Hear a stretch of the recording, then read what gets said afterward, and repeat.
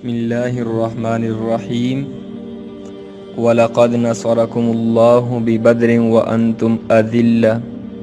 فَاتَّقُوا اللَّهَ لَعَلَّكُمْ تَشْكُرُونَ،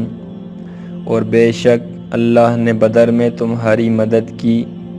جب تم بالکل بے سر و سامان تھے،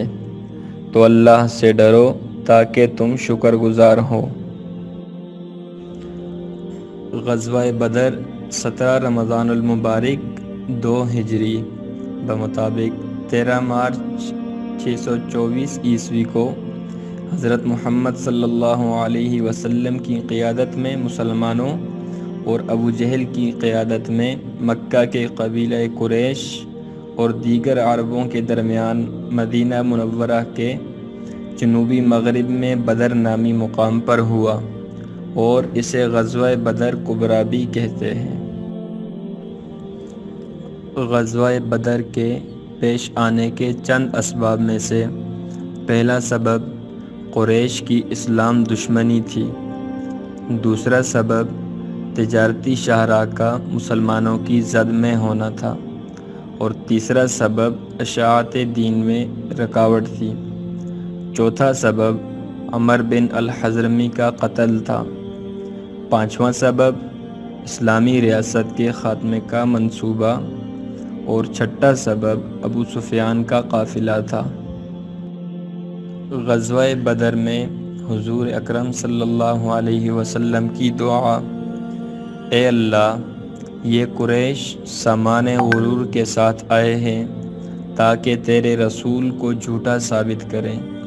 اے اللہ، اب وہ تیری مدد آ جائے جس کا تو نے مجھ سے وعدہ فرمایا۔ اے اللہ، اگر آج یہ مٹھی بھر جماعت یعنی میرے صحابہ اگر یہ بھی ہلاک ہو گئے تو پھر روئے زمین پر تیری عبادت کہیں بھی نہیں ہوگی۔ غزوہ بدر میں مسلمانوں کی طرف سے رہنما اور کمانڈر نبی اکرم صلی اللہ علیہ وسلم، حضرت ابوبکر صدیق رضی اللہ تعالی عنہ، حضرت عمر ابن خطاب رضی اللہ تعالی عنہ، حضرت حمزہ بن المطلب رضی اللہ تعالی عنہ، حضرت علی ابن ابی طالب رضی اللہ تعالی عنہ تھے، اور کفار کی طرف سے کمانڈر ابو جہل، عتبہ بن ربیعہ،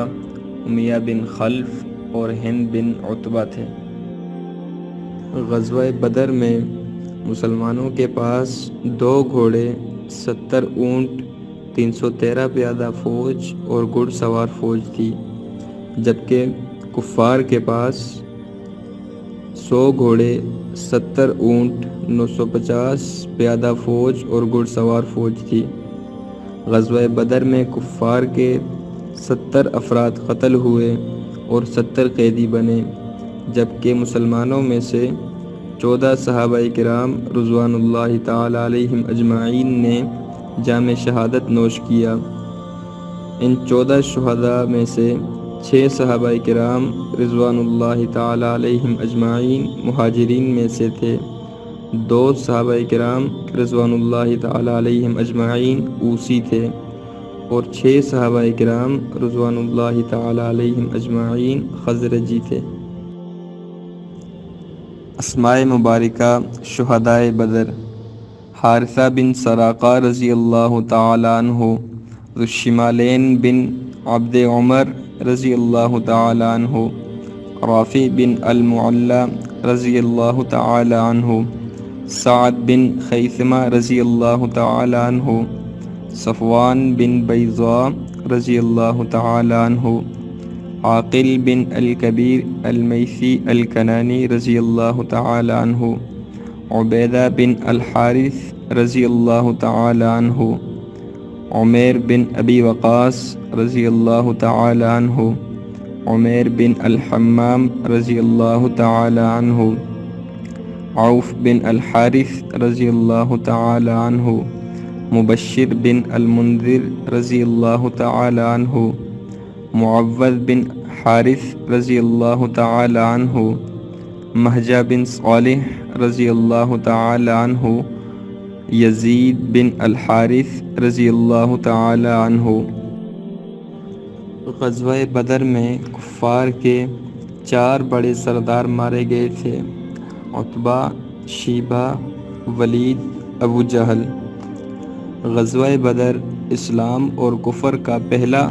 اور اہم ترین تصادم ہے۔ اس سے دنیا پر واضح ہو گیا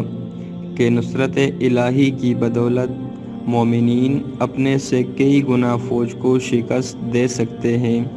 اللہ تعالیٰ نے قرآن پاک میں 100 مومنوں کو 1000 کافروں پر فتح کی بشارت دی۔ غزوہ بدر میں شامل مسلمانوں نے جس قوت ایمانی کا مظاہرہ کیا، اس کا اندازہ اس بات سے ہو سکتا ہے کہ باپ بیٹے کے خلاف اور بیٹا باپ کے خلاف، بھانجا ماموں کے خلاف اور چچا بھتیجے کے خلاف میدان میں آیا۔